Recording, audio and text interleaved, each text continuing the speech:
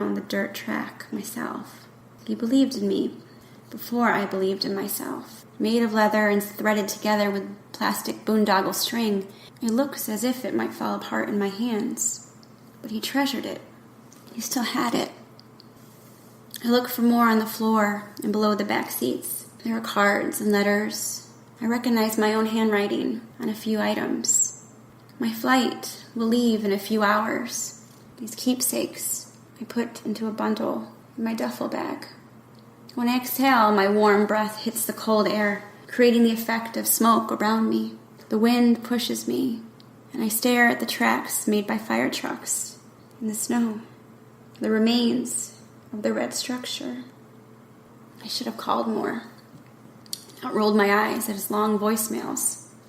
I start to unravel, and my tears come fast. There are 2 items waiting for me at the funeral home. The urn and his rings. I'm on time. I walk soft-footed up the funeral home's pathway, hugging myself against the wind. I ring the doorbell. It's a quiet afternoon here. I pass a big room with chairs set up in rows. The carpets are blue and gray. The walls are cream. We pass a fireplace and I inhale deeply. I'm antsy. It's so pretty in here, like a museum, I tell the funeral director. He smiles and directs me to his office, where he welcomes me to sit down in a comfortable Victorian-style chair. I stand for a moment. In front of me is a wooden box, the mountain landscape, the valley of pine trees. My dad, in the urn, right on the desk, right in my face. I didn't expect to see it resting there, waiting for me, staring back at me. I'm overwhelmed with such a longing to see him again.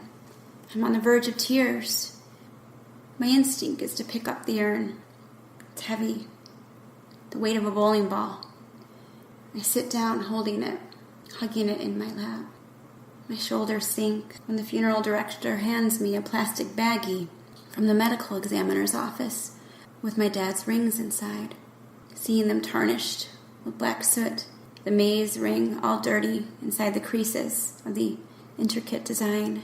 It makes my heart raw. The urn starts to feel heavier in my lap, and I'm overwhelmed by holding all that is left of my dad. I feel my eyes burning, but take a deep breath and hold in my cry. And I half smile because I don't want to cry again in front of the funeral director. Outside, the sun is shining on this cold day, and the icy patches of snow are glistening, and I balance the urn straight across my arms like I'm carrying a birthday cake, and I'm almost done here. Going through security at the airport, I'm asked, what's inside? The plane is small, and the urn just fits under the seat in front of me.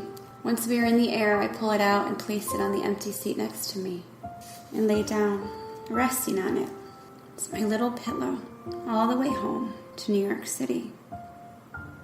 I carry my dad's urn around the apartment, deciding where to put it.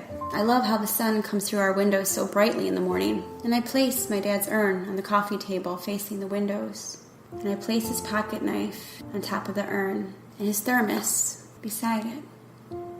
After this day, I'll be scared for a long while and have difficult sleeping, paranoid that the stove isn't off and I forgot to unplug something and that something will catch fire.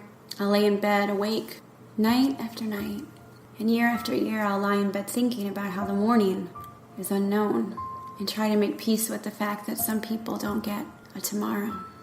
That first morning, though, the sun is melting the ice on the Hudson River. Its golden rays bathe the corner of my dad's urn. I go through my items again. The sports jacket, thermos, clipboard, boondoggle wallet, the New Testament, the Giants hat, his rings, the pocket knife, old letters and cards. And then when I look at them, I see more than just their shape and function. I see the years of his life unwind, the way he and I always connected over our belief in new beginnings. I see the reasons I always believed in him.